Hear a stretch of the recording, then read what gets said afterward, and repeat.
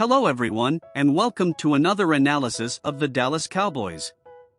In this text, we will discuss the impact of Mike McCarthy's choice to call the plays for the team and how it could affect the receivers and internal options. With Kellen Moore now in Los Angeles, the Cowboys are committed to moving the offense forward with McCarthy's work. Part 1: What Mike McCarthy calling plays could mean for Cowboys receivers, internal options. With Kellen Moore in Los Angeles, the Cowboys are committed to Mike McCarthy moving the offense forward.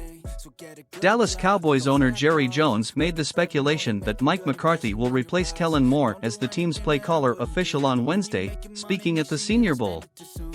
For a team that relies so heavily on the draft to acquire talent, the Senior Bowl is an important offseason event for Cowboys fans to pay attention to, especially since Dallas has drafted at least one participant every year since 2013, and a club record 6 last season. If the Cowboys are trusting McCarthy to be the coach that gets them back into the NFC Championship game though, they'll need more than just the draft to improve this roster. A second straight playoff loss to the 49ers paired with the Eagles using both free agency and trades to propel themselves to the Super Bowl should be all the motivation the Jones need to give McCarthy more to work with on offense. Having tested the theory that quarterback Dak Prescott can elevate the talent around him this season, the Cowboys learned that just because he can doesn't mean he should regularly be forced to. 2 costly interceptions and a 12-point output in the playoff loss wasted a great effort by Dan Quinn's defense. With Quinn back in the fold and the Cowboys able to further commit to their identity on his side of the ball, and a play caller on offense that's historically done more with less, the path to winning games for the 2023 Cowboys isn't going to look drastically different. During his tenure as head coach of the Packers, McCarthy's team made 39 draft picks in the top 100, with only 16, or 41%, going towards offense. McCarthy and Kellen Moore reportedly had a strained relationship at the end of this last season, with McCarthy not doing more to save a stalling offense the year prior being the talk of the offseason. This all-in approach to keep his job status in good standing will come with some changes to how the Cowboys' offense looks, with more of the West Coast influence still putting an emphasis on getting the ball out of Prescott's hands quickly. BTB's David Howman took a deeper look at how McCarthy's offense could change the Cowboys for the better. More passing on early downs. Another way of making life easy on a quarterback is to call passing plays on early downs, when defenses tend to expect running plays instead. This ends up catching defenses off guard, and often in poor position to properly defend against a pass play. For example, Prescott's 0.166 EPA/play on first and second down throughout his career is greater than his 0.144 EPA/play on all downs. That trend holds pretty firm across the board, as well. The issue for Prescott, though, is he doesn't get to throw on early downs all that much. His first 3 years in the league, when Scott Linehan was calling the plays, Prescott had the 5th fewest plays on early downs of any team. It got better under Moore, as the Cowboys called passing plays on early downs at the 15th highest rate over his 4 seasons as coordinator. Still, though, the Cowboys can easily aim higher. McCarthy's tenure as the play caller for the Packers is the ideal.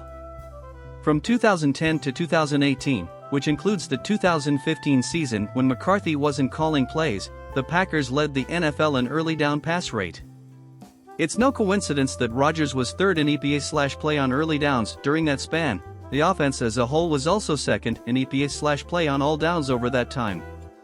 How Prescott does so could be less reliant on the types of stop routes and concepts Moore called, and finally incorporate more of the motion and in-breaking routes fans have been calling for.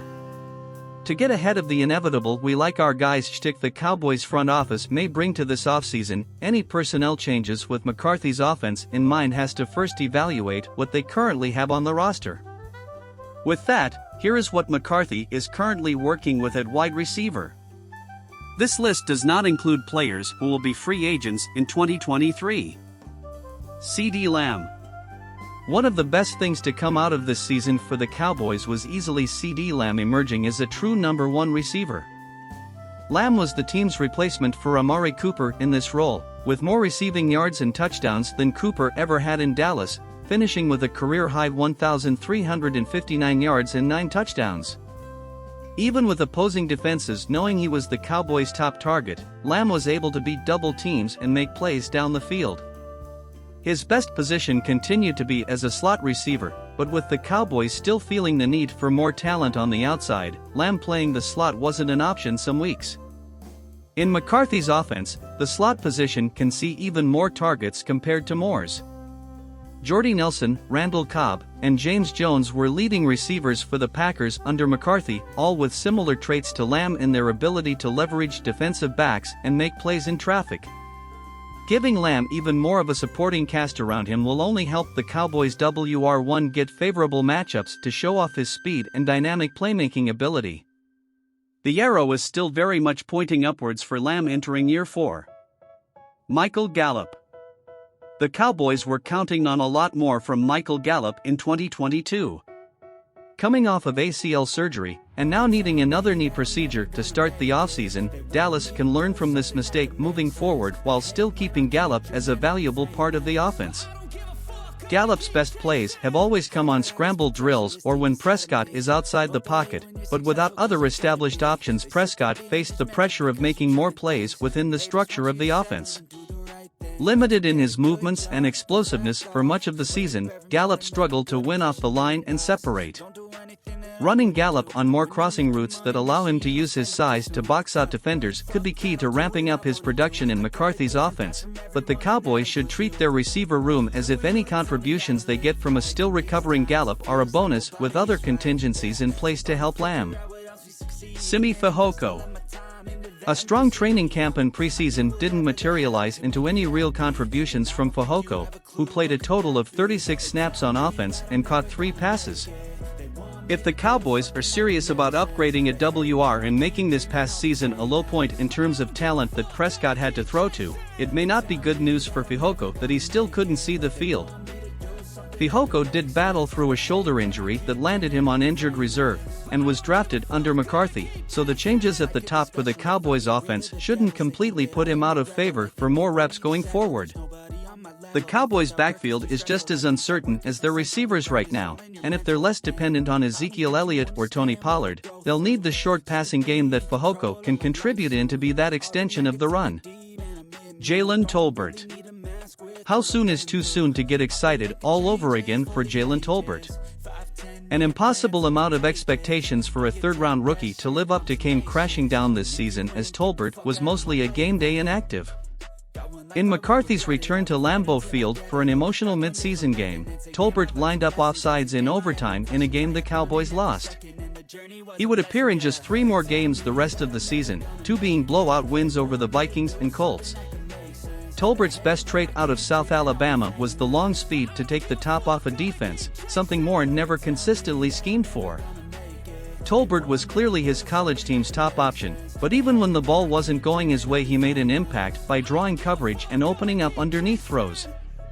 This is not only harder at the next level, but challenging given the spacing in Moore's offense that puts pressure on receivers to win their individual matchups. McCarthy's scheme on paper should favor Tolbert more, but he has a long way to go to prove he'll be a contributor on offense. Receiver was rarely a position the Packers drafted high, so Tolbert could face a new class of competition with similar draft status, not doing much in his first year in the NFL to separate from this next wave Dallas brings in. More needed. By starting this exercise with just the options the Cowboys have under contract at receiver, it's clear they have a lot of work to do to give McCarthy a real chance to improve on what Kellen Moore left. McCarthy's head coaching status is now tied to the offense's success way more than it has been at any other point in his tenure, and his influence on personnel decisions needs to be felt at all of the skill positions. CeeDee Lamb is a great starting point, but the free agents and draft targets we'll look at next can also be part of how the Cowboys give Prescott more to work with on the outside. And that's it, folks. This was our analysis about the impact of Mike McCarthy's choice to call the plays for the Dallas Cowboys. We hope you enjoyed this content and stay tuned for more updates on the team. Until next time.